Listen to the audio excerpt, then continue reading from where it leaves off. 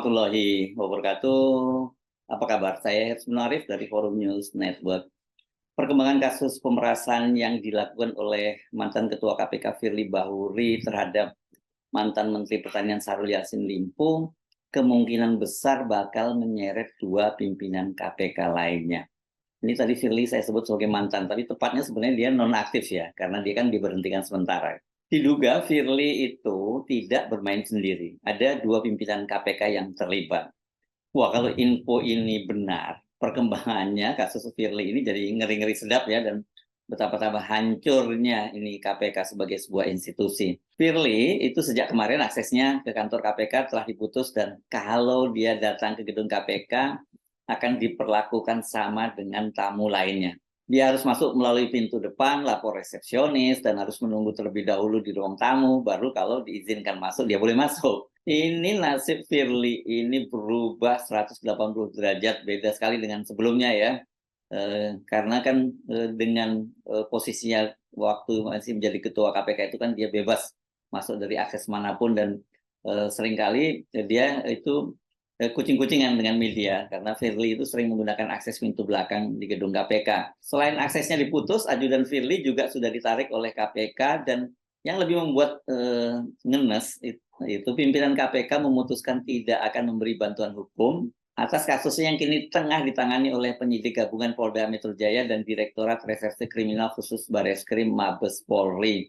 Info kemungkinan ada dua pimpinan KPK terlibat dalam pemerasan terhadap Syahrul Yassin Limpo bersama Firly itu muncul dalam sesi tanya-jawab antara wartawan dengan Direktur Penyelidikan KPK Brigjen Guntur Asep Rahayu dan juru bicara KPK Ali Fikri. Semula ini wartawan menanyakan soal bagaimana koordinasi antara KPK dengan Polda Metro Jaya berkaitan dengan pemanggilan 3 orang saksi, termasuk Syahrul Yassin Limpo yang akan diperiksa kembali dalam kasus kaitannya dengan pemerasan yang dilakukan oleh Firly Bahuri. Dan kemudian disitulah wartawan menanyakan soal info kemungkinan ada dua pimpinan KPK lain yang terlibat dalam kasus pemerasan itu. Terkait kasus dugaan pemerasan di Polda itu kan besok SYL, Kasdi dan MHT diperiksa, begitu dijadwalkan diperiksa di Bareskrim. Nah, koordinasinya dengan KPK seperti apa gitu. Terus yang terakhir masih soal kasus pemerasan,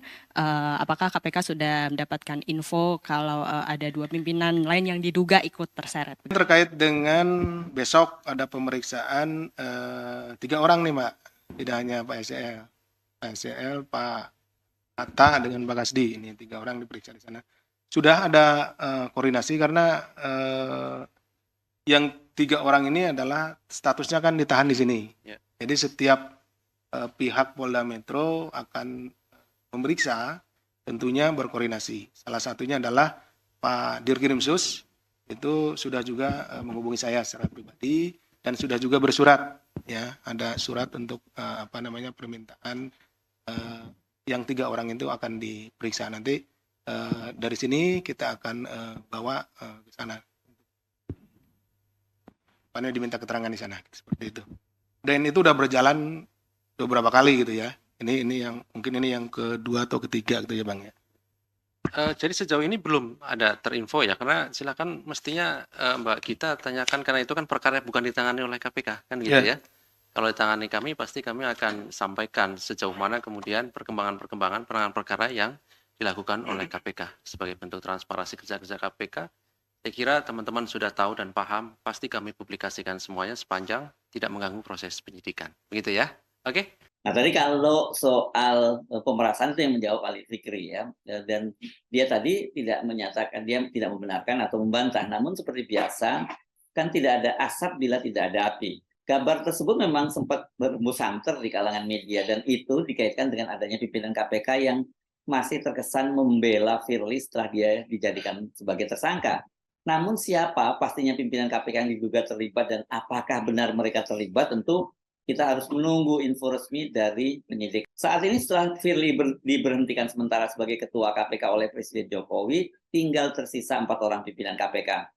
Alexander Marwata, ini yang sudah 2 kali menjabat, ini belum pernah terjadi orang seperti Alex Marwata sampai 2 kali menjabat itu ya. Kemudian Nurul Gufron, Johannes Tanak, dan Nawawi Pomulango. Dan Nawawi itu kan kemudian yang sekarang ini diangkat oleh Presiden Jokowi sebagai Ketua KPK sementara. Atau apa ya persisnya, Ketua sementara KPK atau Ketua KPK sementara? Ketua sementara KPK saya kira ya. Pemanggilan 4 orang pimpinan KPK ini menjadi sangat penting kalau dikaitkan dengan kasus tadi ya, dengan kasus dugaan adanya yang terlibat dalam kasus itu 2 orang itu tadi ya. Polda Metro Jaya seperti dikatakan oleh Direktur Reserse Kriminal Khusus Polda Metro Jaya Komisaris Besar Ade Safri Simanjuntak menjadwalkan akan memeriksa 4 pimpinan KPK. Termasuk itu kita agendakan dalam agenda pemeriksaan minggu depan terkait dengan pemeriksaan terhadap para pimpinan KPK RI. Itu kata Ade Safri kepada wartawan hari Jumat tanggal 24 November 2023. Jadi kalau disebutkan pekan depan karena pernyataannya itu disampaikan Jumat pekan lalu, maka pekan-pekan ini dong pemeriksaannya akan dilakukan.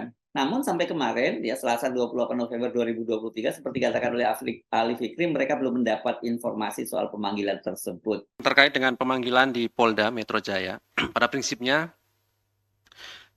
kami sudah sampaikan KPK menghormati proses penegakan hukum yang sedang dilakukan oleh Polda Metro Jaya, begitu ya. Namun sejauh ini terkait dengan panggilan 4 orang wakil ketua KPK, kami belum terinfo terkait dengan adanya panggilan dimaksud, begitu ya. Sekalipun kami membaca di pemberitaan, memang ada informasi akan dilakukan pemanggilan sebagai saksi. Kemarin Pak Johanis Tanak beberapa waktu yang lalu juga sudah menegaskan tentu menghormati proses itu dan memang bila memang ada panggilan tentu akan menghadiri dalam rangka memperjelas dan membuat terang suatu peristiwa pidana, begitu ya. Pimpinan KPK dalam rapat pimpinan yang pertama setelah dipimpin oleh Nawawi Pomulango hari Selasa 28 November 2023 kemarin memutuskan untuk menarik Ajudan Firly sekaligus tidak akan memberi bantuan hukum kepada dia.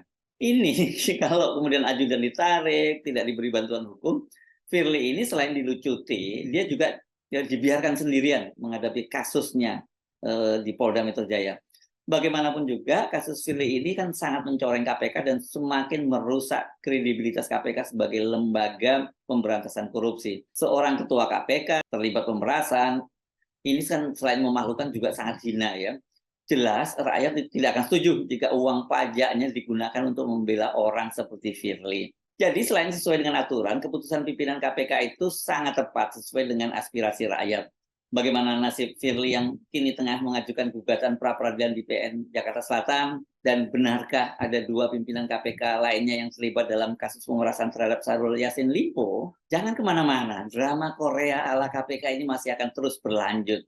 Dan semua ini terjadi tidak lepas dari kerusakan berbagai institusi negara akibat Jokowi. Presiden Jokowi itu masih mau cawe-cawe untuk melanggengkan kekuasaannya.